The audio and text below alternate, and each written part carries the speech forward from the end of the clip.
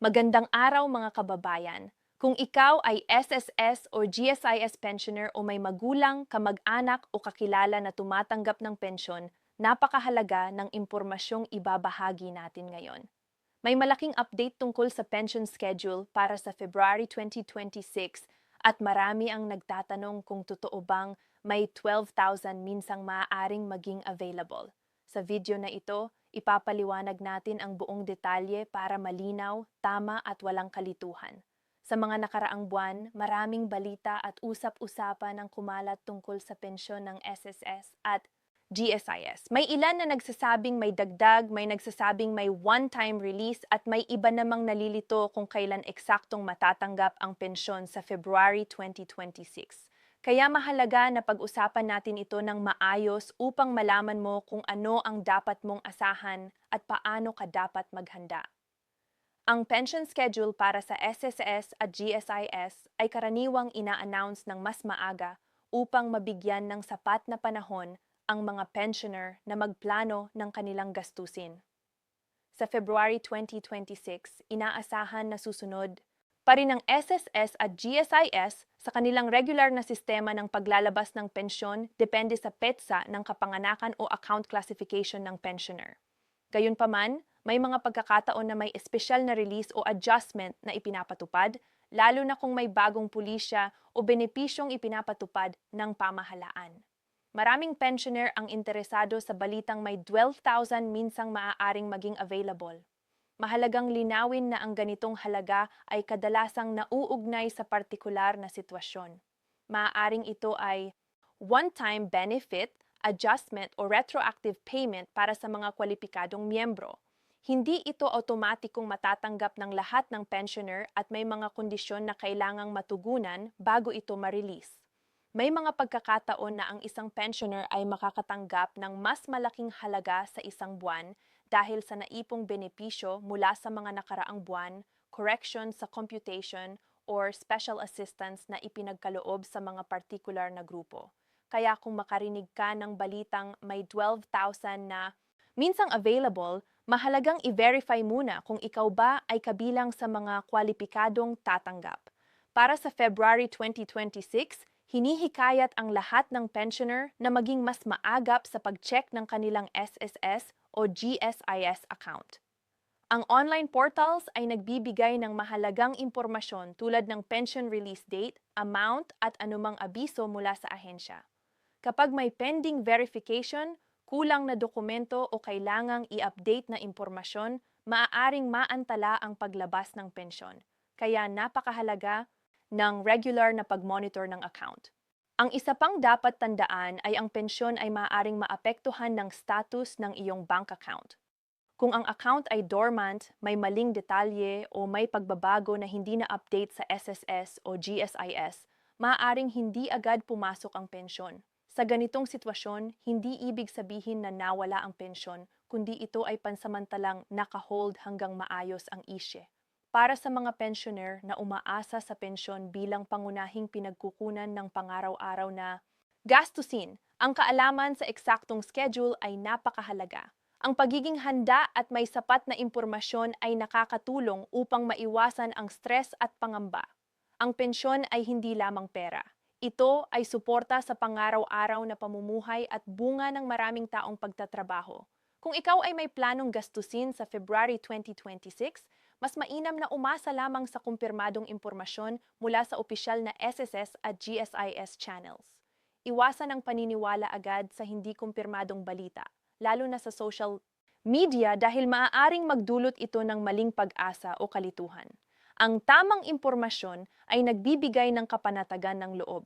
Sa unang bahagi ng seryong ito, mahalagang tandaan na ang pension schedule at anumang posibleng one-time release tulad ng 2,000 ay nakadepende sa iyong eligibility at sa opisyal na anunsyo ng SSS at GSIS. Ang pagiging updated, maingat at mapanuri ay makakatulong upang masiguro na matatanggap mo ang iyong benepisyo sa tamang oras. Sa susunod na bahagi, tatalakayin naman natin kung sino-sino ang maaaring maging kwalipikado sa mga special pension releases. Paano malalaman kung kasama ka sa listahan at ano ang dapat gawin kung may delay o kulang sa natanggap na pensyon? Mahalagang manatiling nakatutok upang hindi ka maiwan sa mahahalagang impormasyon tungkol sa iyong pensyon. Sa part 2 na ito, mas palalimin natin ang usapan tungkol sa pension schedule ng SSS at GSIS para sa February 2026.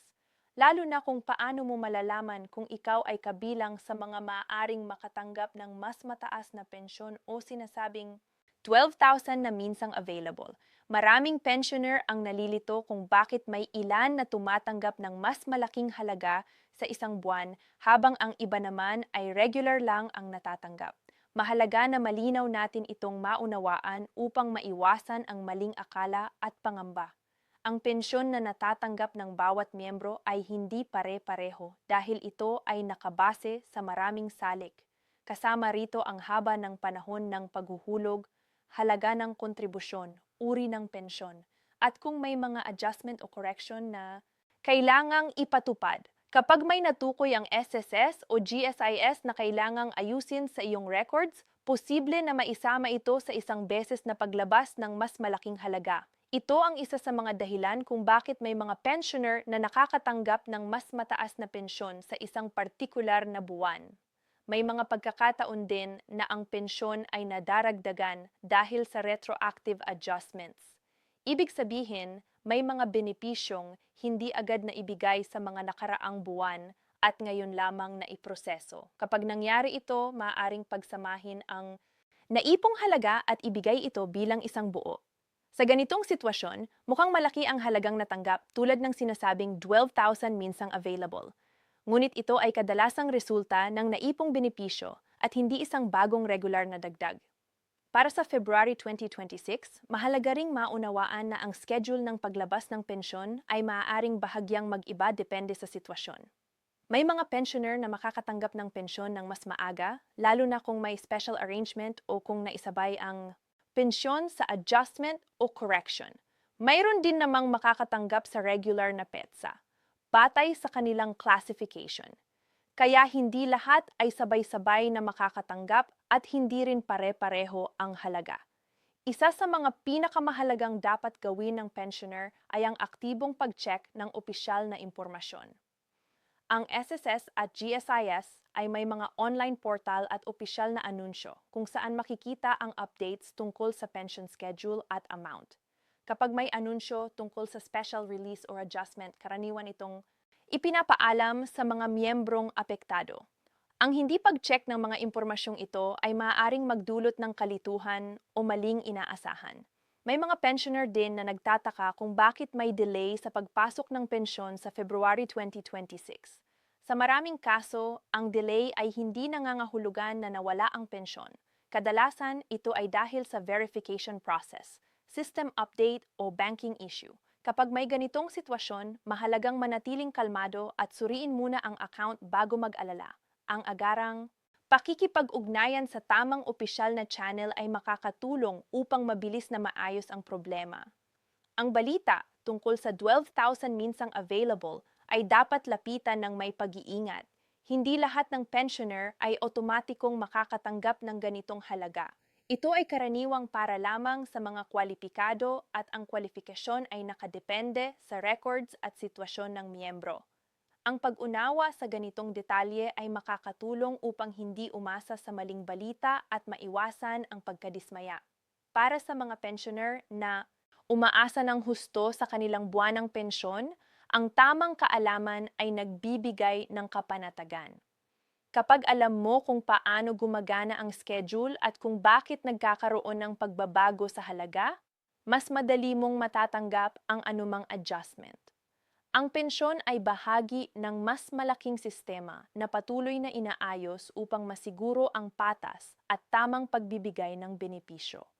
Mahalaga ring ipaalam ang impormasyong ito sa pamilya, lalo na kung ikaw ay may anak o kamag-anak na tumutulong sa mga usaping pinansyal. Kapag alam din nila ang tamang impormasyon, mas madali nilang mauunawaan ang sitwasyon at mas maiiwasan ang hindi kinakailangang pag-aalala. Ang bukas na komunikasyon sa loob ng pamilya ay malaking tulong sa pagharap sa mga pagbabago sa pensyon.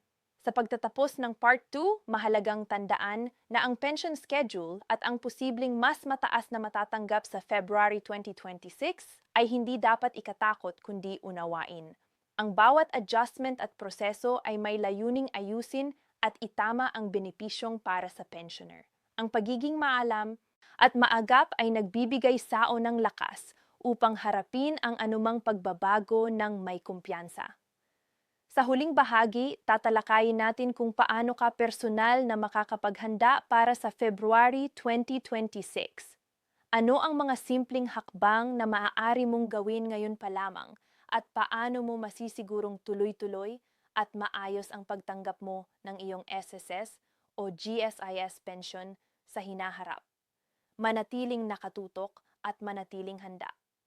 Dumating na tayo sa huling bahagi ng ating talakayan at sa part 3 na ito ay pag-uusapan natin kung paano ka personal na makapaghahanda para sa pension schedule ng SSS at GSIS sa February 2026. Matapos malaman ang mga posibleng dahilan ng mas mataas na matatanggap at ang katotohanan sa likod ng 12,000 na minsang maaaring maging available. Mahalagang ituunan natin ang pansin sa mga konkretong hakbang para masigurong maayos at tuloy-tuloy ang iyong pensyon. Ang unang dapat gawin ng bawat pensioner ay ang maging aktibo sa pag-monitor ng sariling account. Ang regular na pag-check ng SSS o GSIS online portal ay nagbibigay sa iyo ng malinaw na larawan kung kailan ilalabas ang pensyon at kung may anumang abiso na kailangang tugunan. Maraming problema ang nagsisimula sa kakulangan ng kaalaman at ito ay madaling maiwasan kung sanay kang sumilip sa iyong account kahit paminsan-minsan. Mahalaga ring tiyakin na ang lahat ng personal na impormasyon ay tama at updated. Ang maling detalye, kahit maliit lamang, ay maaaring magdulot ng delay sa pagpasok ng pensyon. Kung may pagbabago sa iyong address, civil status o bank account, mas mainam na i-update ito agad. Ang pagiging maagap sa ganitong bagay ay malaking tulong upang maiwasan ang hindi inaasahang aberya sa February 2026. Para sa mga umaasang makatanggap ng mas mataas na halaga o one-time release, mahalagang tandaan na ang pagiging kwalipikado ay nakadepende sa iyong records. Ang maayos na contribution history at kumpletong dokumento ay nagpapadali sa anumang adjustment o correction. Kapag malinaw ang iyong records, mas mabilis ding napoproseso ang anumang benepisyong nararapat sa iyo. Hindi rin dapat kalimutan ang papel ng bangko o digital account kung saan ipinapasok ang pensyon. Siguraduhing aktibo ang account at tama ang pangalan at detalye. Maraming pensioner ang nagkakaroon ng problema dahil dormant na pala ang kanilang account o may hindi tugmang impormasyon. Ang simpleng pagtiyak na maayos ang bank account ay nagbibigay ng kapanatagan tuwing araw ng release ng pensyon. Kung sakaling makaranas ng delay o kulang na natanggap, mahalagang manatiling kalmado. Ang pensyon ay bihirang tuluyang mawala. Kadalasan ito ay pansamantalang naantala lamang dahil sa proseso. Ang tamang hakbang ay ang surin muna ang account, tingnan kung may abiso at makipag-ugnayan sa opisyal na channel ng SSS o GSIS. Ang malinaw na komunikasyon ay mas epektibo kaysa sa pag-aalala o paniniwala sa hindi kumpirmadong balita. Ang paghahanda ay hindi lamang para sa sarili, kundi para rin sa pamilya. Kapag alam ng iyong asawa o anak ang pension schedule at mga posibleng sitwasyon, mas madali nilang mauunawaan kung bakit may pagbabago sa matatanggap. Ang kaalaman ng buong pamilya ay nagdudulot ng mas maayos na pagplano at mas kaunting stress sa oras ng pangangailangan. Sa kabuuan, ang February 2026 ay hindi dapat katakutan kundi paghandaan. Ang pension schedule ng SSS at GSIS at ang posibilidad ng mas mataas na matatanggap ay bahagi ng patuloy na pagsasaayos ng sistema. Kapag ikaw ay handa, may sapat na kaalaman at maagap sa pag-update ng iyong impormasyon, mas magiging maayos ang iyong karanasan bilang pensioner. Sa pagtatapos ng ating huling bahagi, tandaan mo ito. Ang iyong pensyon ay bunga ng maraming taong pagsisikap. Karapat-dapat lamang na ito ay iyong bantayan at pangalagaan. Ang tamang impormasyon, tamang paghahanda at tamang aksyon ang susi upang masiguro na matatanggap mo ang iyong benepisyo sa tamang oras at sa tamang halaga. Maraming salamat sa panunood at sa pagsubaybay sa buong seri ito. Naway nakatulong ang impormasyong ibinahagi upang mas maging handa ka sa February 2026 at sa mga susunod pang buwan. Manatiling may alam, manatiling handa at naway magpatuloy ang isang panatag at maayos na buhay bilang SSS o GSIS pensioner.